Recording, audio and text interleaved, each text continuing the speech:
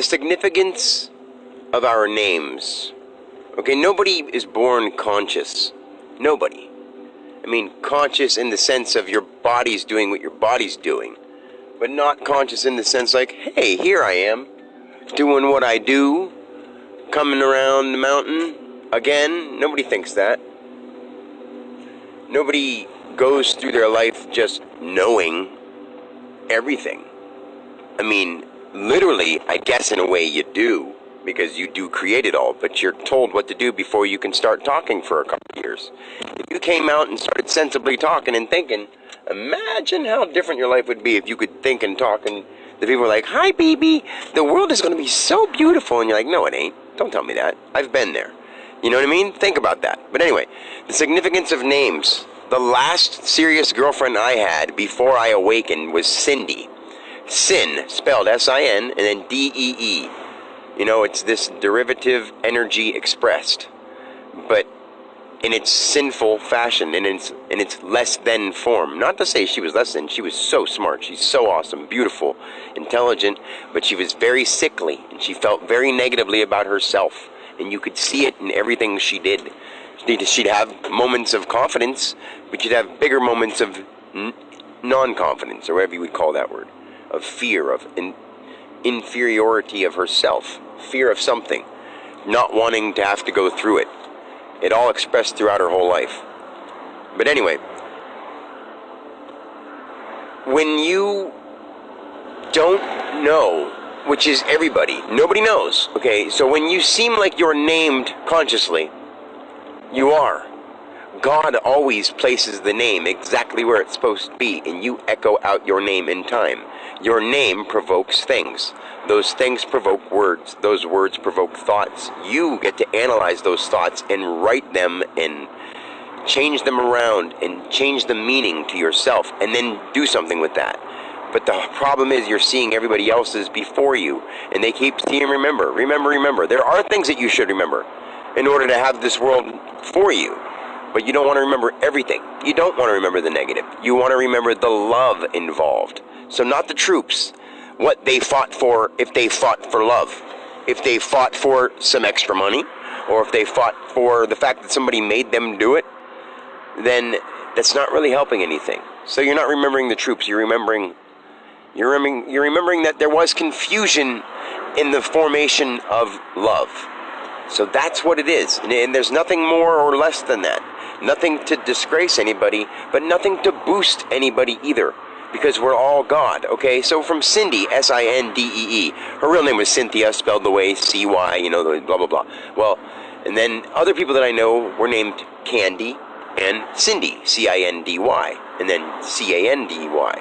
Candy was very, very playful and flirty and sort of promiscuous, and I think she ended up stripping, stuff like that.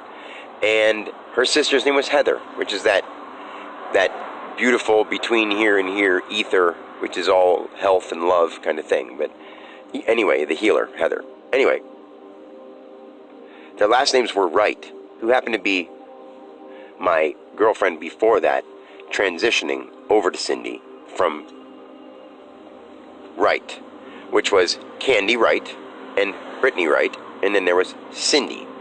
Cindy's last name was Lejewski, or Lieski. I say Lejewski because you spell it that way. L-I-J-E-W-S-K-I. There's a J, a W, and a K, all in the same last name. Sounds wild, but she doesn't know that she's God, and that's okay, because I created her, not as Dan. I created her as God, or as the divine, where I was.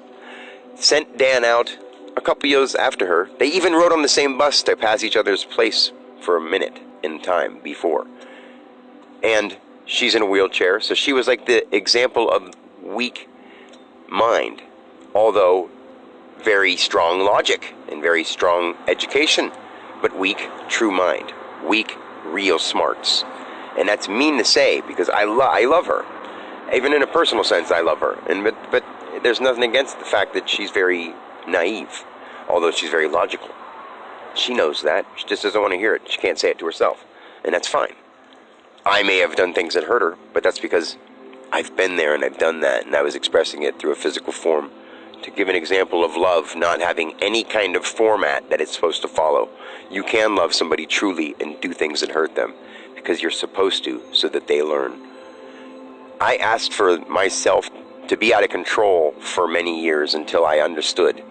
And until I understood, I did nothing but follow the vibrations of the world around me and analyze them. Then I analyzed them, and here I am. And I'm the true form of the divine in a human sense. Doesn't mean anything major. All of us are. But when you realize it and you can say it and you know it, there's a lot of stuff that I can do to show it. But it's not about anything like, ooh, check me out. Who cares? Like, the problem is, or the point is, or the situation at hand here is that I'm doing it for you. I don't need to be here anymore. Dan doesn't need to be here anymore. Dan has nothing to learn from the world of material. And there's nothing that the world can give me that I don't already have. Spiritually, I'm so far beyond what we call sixth density or seventh density. I'm in a human body trying to express it.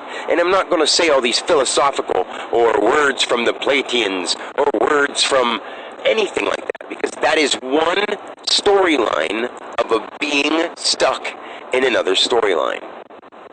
Now, you get that, then all the people that are talking about channeling the Platonians and all that kind of stuff, I do channel, but there's no names for the things I channel.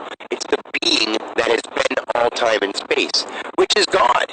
But I don't know what else to call it, so I just will say God, and when people don't like that, I'll say the divine or the universe, or whatever you want to call it.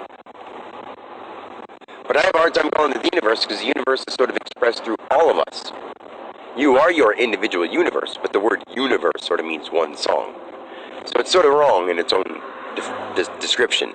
More than one universe, okay. More than one oneness, okay. But that's at the same time true. Although underneath it all, underneath the words, whatever oneness would truly be without the word oneness, it's that and then some. So, with the names, Brittany Wright, Candy, Heather Wright, Sindee, Cindy Orton, Cindy Duda, Cindy Lieski, spelled differently. Brittany, spelled differently than the typical Brittany. Not with two T's, A-N-Y, but with one T, N-E-Y. Sindee, not spelled C-I-N-D-Y, spelled S-I-N-D-E-E. That's for a reason. They didn't do that because they thought they wanted to. Sure, they thought they wanted to spell their name differently or be different, or their parents named them differently and spelled it that way. They didn't even plan on it. Why?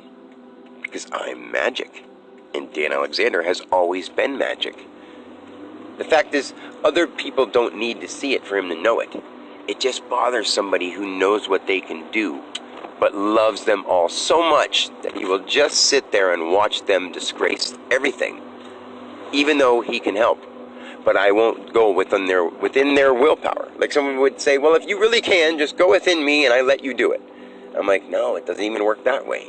You have to see who you are, because you have to do it from inside you, in your space, in your piece of it, in your light particle, in your universe, or whatever you want to call it. It's more than a universe inside you. You are God. You're everything there's ever been. Each one of us. If an ant could hear this and interpret it, it would be an enlightened ant-mant. But anyway, that's not going to happen, because we made those things so that we explain them to be what they are. It's the earth. We talk about it, we hear it in our ear, it appears here. You take off the H, you have an ear. TH is the form of that which the ear makes. Fourth, breadth, width, words with TH.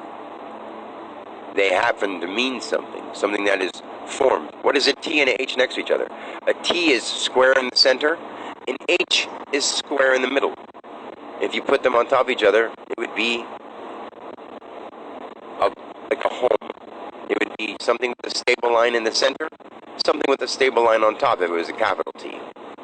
Picture a T and an H, a capital T and a capital H put together. And then picture an E in that. Now see why that makes an 8. And once you see that, that's why the word the is so prominently used. Because it comes from 8.